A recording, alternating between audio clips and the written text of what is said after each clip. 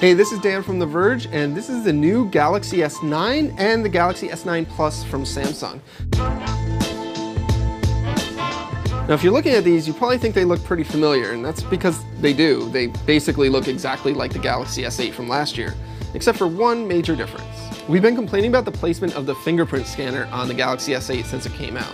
So for the Galaxy S9, Samsung fixed it. It moved it from next to the camera to below the camera, which is way easier to reach, even on the larger model.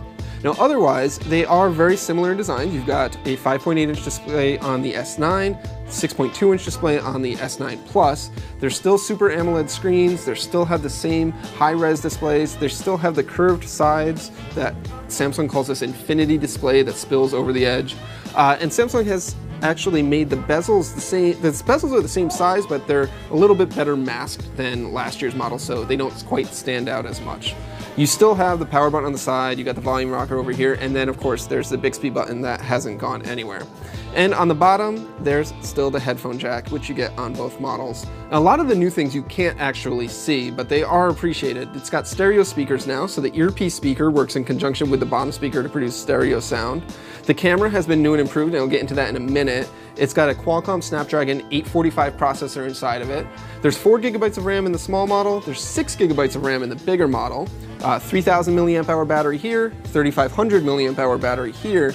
Both of them have fast charging, both of them have fast wireless charging, both of them have IP68 water and dust resistance. Both of them have 64 GB of storage, both of them have micro SD card slots, and both of them have gigabit LTE. So a lot of those things are familiar to S8 owners. But the big difference that Samsung is touting this year is the cameras. And you can see on the S9 it has a single camera, and on the S9 Plus it now has a dual camera, which is very similar to the Note 8's dual camera. So it's got a wide angle lens and a telephoto lens, which lets you get closer to your subject or do different types of blurring, what Samsung calls live focus effects. On both models, you do have a new variable aperture lens, which means that the aperture on the camera goes from 1.5, which is brighter than last year's phone and one of the brightest lenses on the market, and you can close it down to f2.4 if you're in a very bright environment, if you're outdoors, sunlight, and you've got too much light, you can shut down the aperture for better quality photos there. You can do that automatically through the Samsung's camera app, or if you go into the Pro mode, you can actually switch between the two, which is pretty neat. This is the first phone we've seen with a mechanical, physically changing aperture, which is very interesting. It is locked at 1.5 or 2.4. It doesn't do any values in between, but it still is more than pretty much any other phone offers you. In terms of the camera quality itself, it's still a 12 megapixel sensor, but Samsung says it now has next generation dual pixel autofocus. So it's got faster, more reliable autofocus. It does more processing on chip, so you get better noise reduction than the prior generation, up to 30% so in certain situations. And then the other features that are new are on the video side. It can shoot 240 frames per second slow motion like it could do last year, but now it can do up to 960 frames per second at 720p for short bursts for a super slow motion mode. Now, Samsung says that the S9 is going to have better low light performance thanks to improved multi-frame noise reduction algorithms, where it combines multiple frames together to reduce the amount of noise in the actual image. We're going to be testing this out once we have a review unit, but so far the early impressions are pretty promising.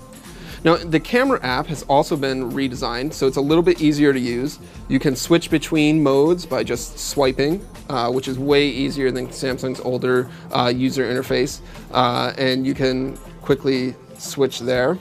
There is, of course, the Pro mode, which gives you full manual controls over white balance and aperture and shutter speed and such.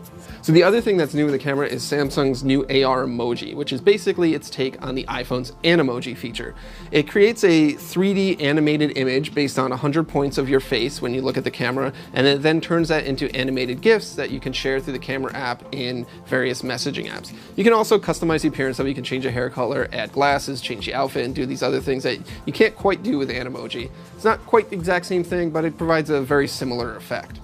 Samsung has also improved and upgraded its flagship features like Bixby, which has a new user interface design. It has a couple of new features. It can also take a picture of food and estimate its calorie count that you can then link to S-Health as well. Samsung's also upgraded the DeX feature, which lets you use your phone as a full desktop environment with various open apps and things like that. It used to be using a docking station with the Galaxy S8. Now it has a new accessory called the DeX Pad, which is basically a flat pad and lets you use the phone as a trackpad or or keyboard if you don't happen to have an external mouse or keyboard with you. Now there's a lot more in the Galaxy S9 and S9 Plus that we'll be diving into as we spend more time with the devices, but initially it's going to be available for pre-order on March 2nd. It'll be shipping on March 16th. It's going to come in 3 colors in the US, black, purple, and blue, and the pricing should be about the same as the Galaxy S8.